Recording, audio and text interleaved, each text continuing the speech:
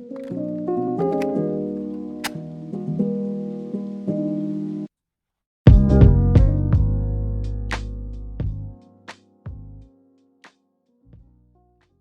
guys, welcome back or welcome to my channel. It has been a very long time since I last uploaded, but I'm back here with another video for you all. I just had an amazing summer and I did my A-levels obviously, and I got into my first choice uni, so I'm here now studying business management, which is so exciting.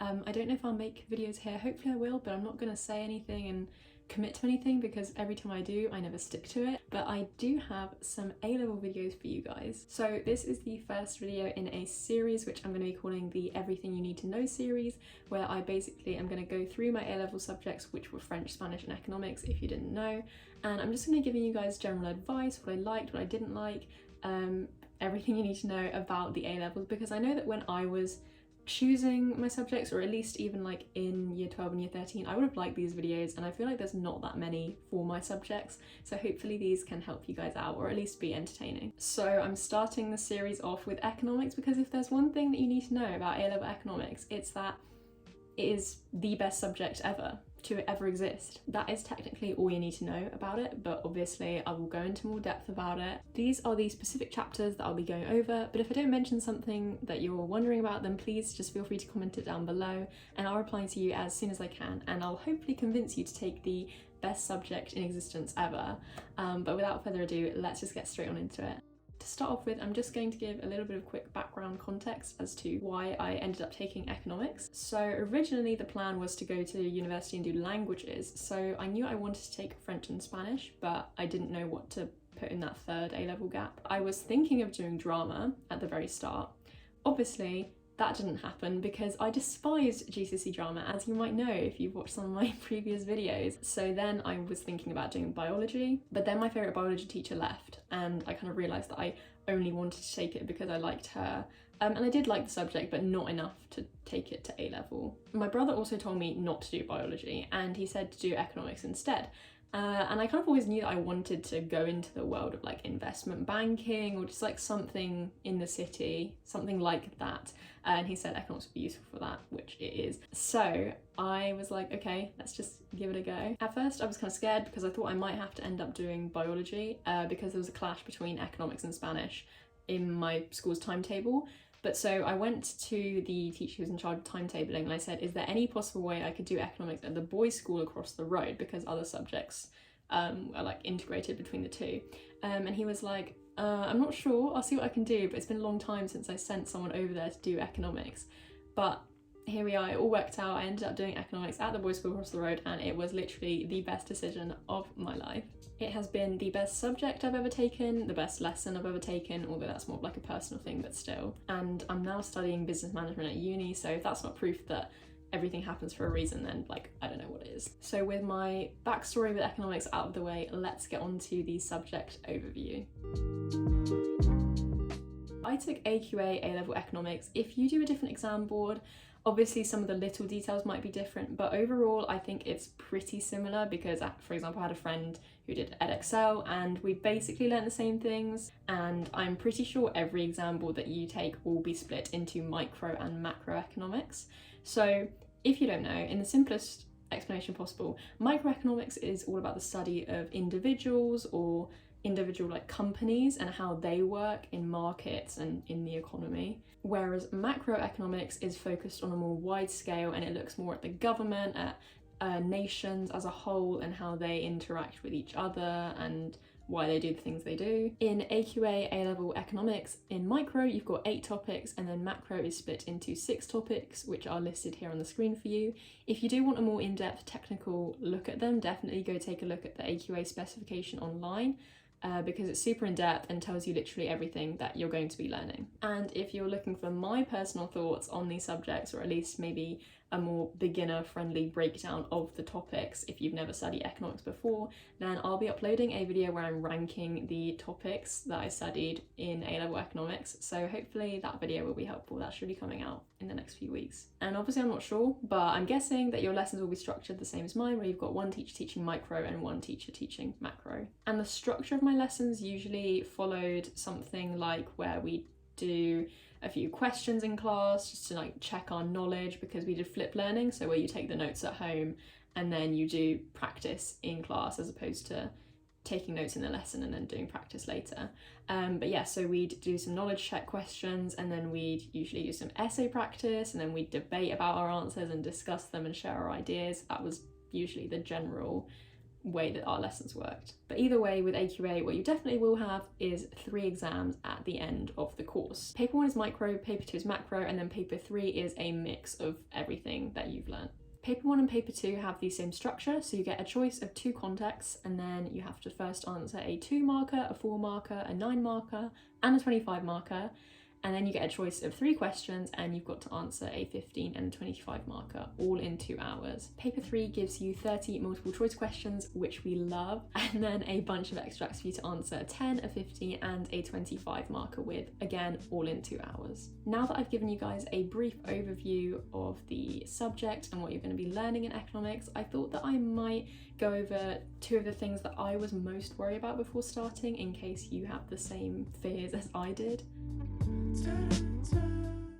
So number 1, do you need to be good at maths? This was the thing that I was the most concerned about, because I just don't really like maths, and especially high level maths, I'm not the best at it. And going into it, obviously from the sounds of it, I just thought economics would be super mathsy. But luckily, if you're anything like me, I can assure you that AQA economics, maths wise, is really easy, and it's actually kind of fun. It's the best kind of maths, in my opinion, because it's just basically formulas, and as long as you memorize them right, you can plug in the numbers and it should give you the right answer every time. And the other good thing about formulas is you can rearrange, so it works in multiple different situations, and also it just kind of like logically makes sense. You can see if your answer is right or not depending on the logic behind it, and it just works, and it's great. I'd say in micro the most difficult that it gets is percentage change, which isn't difficult at all. Like, it is fine. In macro there are these things called index numbers, which I did find like a little bit confusing, but I think once you get it, you get it. And also at the end of the day, it's probably going to be max worth like at least 2 or 4 marks, so like, is it really that big of a deal if you don't really understand it? Not really. And there's also statistics where you have to like read graphs and read tables, but I think that should be fine for everyone. At university though, economics becomes a lot more mathsy, hence why I'm taking business management and not pure economics, because I feel like economics A level is like business management at uni, whereas economics at uni is just like a lot more maths. But so long story short, the maths is absolutely nothing to worry about, and you will be fine. And the second thing that I was definitely worried about was whether I had to have done GCSE economics. In terms of it being an actual requirement, I don't think you need to have studied it. I think obviously it's going to vary from school to school, but at least at the 2 schools that I studied at, you didn't need to have done GCSE economics. I didn't do GCSE economics. I think the requirement was that you had to have at least a 7 in a humanity, but other than that, there were no requirements. And then in terms of the difficulty jump, having never studied it before, I was just fine. I ended up getting an A star and like loving it more than anything I've ever done before. So that is proof that you don't need to have studied it before to either enjoy it or do well. My friends who did do GCSE said that year 1 was basically a recap, and that they basically studied all of it before, which I found really surprising because that didn't seem like it in the moment. But so I guess it's not really an advantage, but it is useful, if that makes sense. Although they did say they were bored, which again didn't really reflect in the moment, but I guess they were. To be completely honest, I remember finding it really, really difficult in the beginning. I'm not really sure why, but demand and supply just kind of really confused me. But I just kind of kept at it, and eventually it clicked and it was fine within like a few months. But it did take a little bit of a while to kind of get used to it and settle into like all the concepts and stuff. Okay, so why should you do A-level economics? I'm going to try and keep this section as short as possible because I've gone about this for years. But the main reasons why I think you should do A-level economics are, one, it's really relevant and it's actually super useful for your future life. Obviously, the economy is a very current topic and it is quite important. Before taking the subject, I was not interested in economics or politics, like in the slightest. I didn't look at the news ever. I mean, I still don't. But after having taken the subject, I have a greater appreciation for it, and I was at least somewhat more aware than I was before. To get the top marks, you have to include quite a bit of applications, so that includes real life examples of the things that you're studying about. And that meant that I did have to look at the news and read articles to find those examples, and obviously that helped me get this better understanding of what was going on in the world at the time. And I say it's useful for future life because I think a common thought between all of us is oh, I wish school taught us actual things that are useful for our future, like how to pay your taxes. And you don't quite get taught things like that in economics, but it's probably the closest subject to it. You do learn what taxes are and the types of taxes that exist, but also learning about things like government and corporate bonds. If you want to get into that stuff, then that is going to be so helpful to you. There is just so much genuinely useful stuff.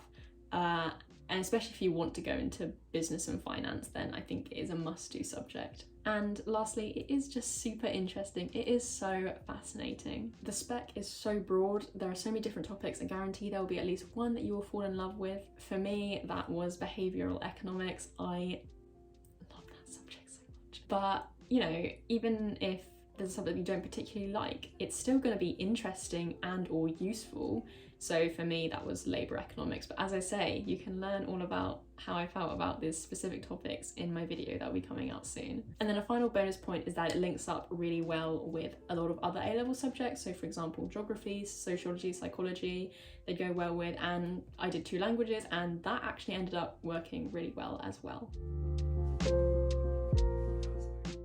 Alright, so as I did learn through writing many economics essays, you always need a counterbalance point. I've given you guys a bunch of positives for why you should take economics, and as much as I hate to slander the subject, I feel like I maybe should give you at least a couple points to think about or to consider why you might not want to take the subject. Apart from the obvious ones like don't take it if you have 0 interest, don't take it if you didn't like economics GCSE, don't take it if you need other subjects for uni, I would say don't take A-level economics if you don't like writing essays. When you think about essay subjects, I feel like, well, at least my mind goes straight to things like English and history, but economics is definitely an essay subject. Your ability to do well in the subject relies on your ability to structure things well, to be clear about your arguments, to be able to define key terms quickly, all these essay writing skills. And you need to have really, really good time management, because 2 hours to write all those essays in those exams is just so short for time. Time management was my biggest struggle. That was what I really had to clamp down on towards the end. And so if you know that you kind of have issues with those kinds of subjects, then maybe you shouldn't take A-level economics. Other than that, I honestly cannot think of anything to say. I'm super biased, I'm not going to deny it, but I honestly truly loved economics so much, and I hope maybe this video could convince you to take it, and if you do, I hope you end up loving it just as much as I did. And there we have my complete overview of AQA A-level economics. Like I said in the intro, if I didn't cover something, then please feel free to comment it down below and I will try and get back to you as soon as possible. I've got videos just like this one coming out for Spanish and French, and also for the EPQ because I took that in year 12, so hopefully I will see you guys in those ones. But other than that, thank you so much for watching, and I hope you have a wonderful rest of your day. Bye guys!